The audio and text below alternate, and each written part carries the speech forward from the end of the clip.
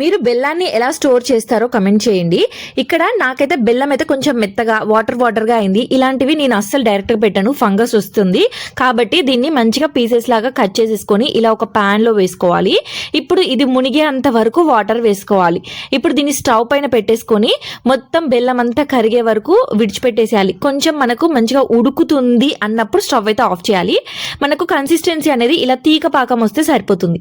ఇప్పుడు దీన్ని ఖచ్చితంగా మనం స్టెయిన్ చేసుకోవాలి. బెల్లంలో చాలా దుమ్ము ఉంటుంది కదా, సో అందుకోసమే ఇలా వడకట్టేసుకోవాలి.